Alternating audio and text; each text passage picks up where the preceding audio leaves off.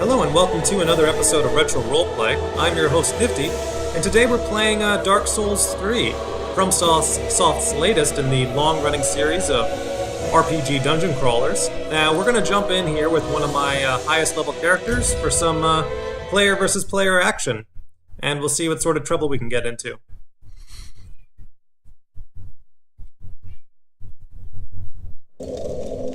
Alright, so this is what we call my Rusty Blades build. It is a 40-40 quality build with 15 in intelligence just so we can get our buff, 25 endurance, and 50 vigor. Basically the soft caps for pretty much everything. Pretty standard. We're using the Undead Legion armor just because it's very light and it's pretty good for defense to weight ratio, and it looks awesome with this build. We have the Refined Hand Axe, kind of for that rusty hatchet look. And we have the Refined Exiled Greatsword. And then, of course, the Cestus is always a nice fallback weapon. As for rings, we have the Havel's Ring, the Ring of Favor, the Lingering Dragon Crest Ring, which extends the length of the buff, and, of course, your Life Ring. All pretty standard. So, a lot of what you're going to be doing with this build is a lot of alternating attacks. So you have this very slow weapon with hyper armor, and then you have the quick hatchet to offset it. So a lot of the time you'll kind of, bait someone in with that, and then punish with the hand axe. And then when they try to roll away from the hand axe, then you can punish with the Exiled Greatsword and get a guaranteed combo. So it's pretty strong when used that way. Of course, you have your reverse backstick attack, which is pretty good, and then you can try to roll punish with a jumping attack. And of course, your weapon art here, your big spin move. I wouldn't rely on that too heavily because it's basically telegraph for days. So let's get into a match. Undead match, and we'll see how this goes. For stamina regen, we're of course going to use some grass. For the buff, we have our staff here. So you're going to want to make sure you have all that set up. You also want a little bit of range pressure in the form of fire bombs, just in case you need it. A lot of the time you won't, but it's just as someone's being kind of a scumbag, then you can do that. Okay, so he's pretty confident in his spear usage.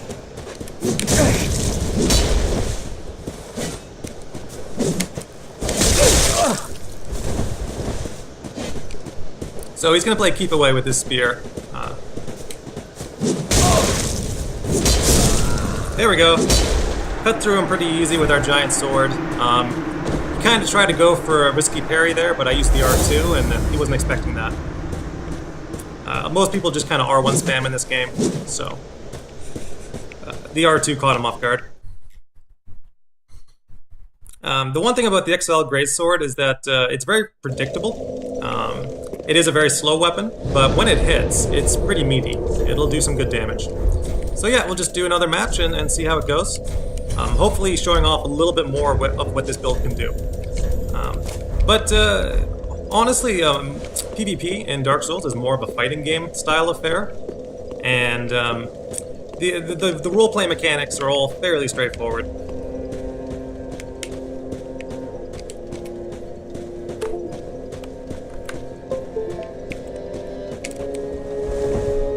That was a little...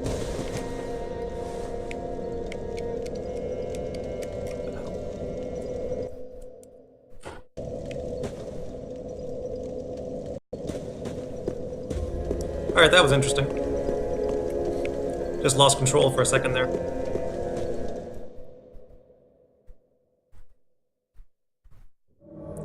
Alright, we'll try doing another match, see how it goes. Okay, so he's actually using a giant curved sword as well. Okay, I see that he wants the parries, so that's something.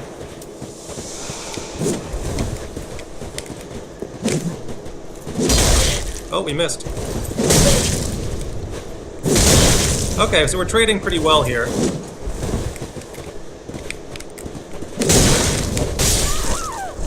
Alright, that was pretty easy. So yeah, if you're dealing with inexperienced players, you can just cut right through them. The only thing that really will beat you is range pressure, like spellcasters. Spears can be tricky if they're using very large spears, that type of thing. But otherwise, you can basically kill someone in a couple hits.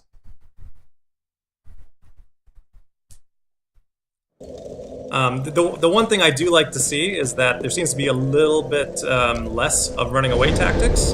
Now that For Honor is out, a lot of the more hardcore crowd have moved on to that title. So we can have ourselves some easygoing duels here and not have to worry too much about tryhards. And certainly we are using off-meta weapons, so it's kind of comforting when you're not going against the best of the best with the best weapons and a very, very defensive playstyle. It can make matches last forever. Oftentimes, because the arena is so big, and this was only an issue once they released this current arena, where the arena is so big that you can run away forever. Unlike the previous Dark Souls title, you can't really roll punish. You don't really have an option to do anything like that. Oh, and that happens sometimes. Someone just drops out.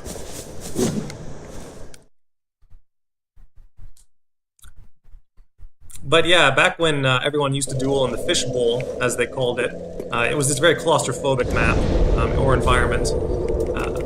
Things like spellcasting, ranged weapons like an offhand crossbow, they weren't as popular just because there wasn't as much. You could basically pressure someone up against the wall, and you could enter into these situations where it was much more likely that you would hit them because they didn't have room to roll around forever. So, for example, here we have a spellcaster with a Moonlight Greatsword, and this is going to be just hell for this build. Yeah, see? That's just... This is awesome. I want to die already. And he's going to swing with his Greatsword. Yeah, and then swing with his Greatsword.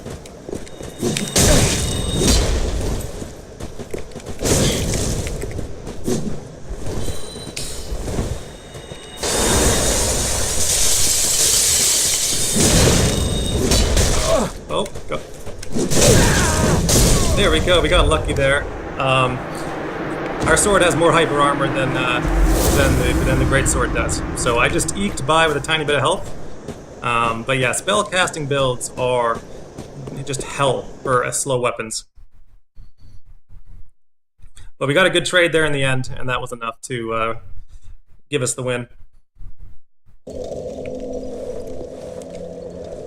Now, one of the common points of view with buffing your weapon in this title is that it's only useful if it actually increases the number of hits it takes to kill somebody. So, like, if you can buff, and that's just enough to allow you to kill someone with fewer hits, then it's worthwhile. But because I'm using multiple different types of damage, I'm using the Cestus, I'm using the offhand hatchet, a little bit of the math isn't always going to work out quite like you think it does. I also use jump attacks, which have a damage modifier. I use the weapon art, which has a damage modifier. So having the extra buff on there, having that extra damage, is more useful for my build than for many others.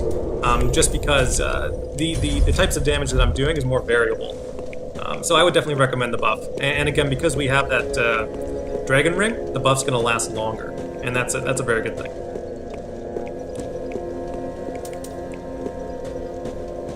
But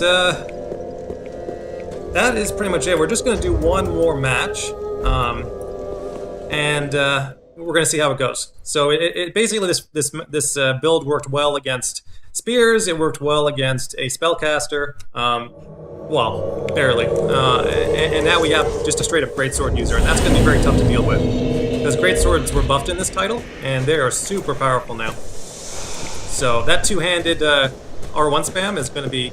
Oh, okay. No, he's a little glitchy. I'm a little concerned. Oh, nice. He lives in the town of Leg, and I don't like it. Oh, nice.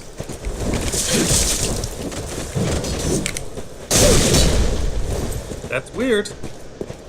Town of Leg, like I said. We'll just try some of this. Alright, leg or not, we still won that one.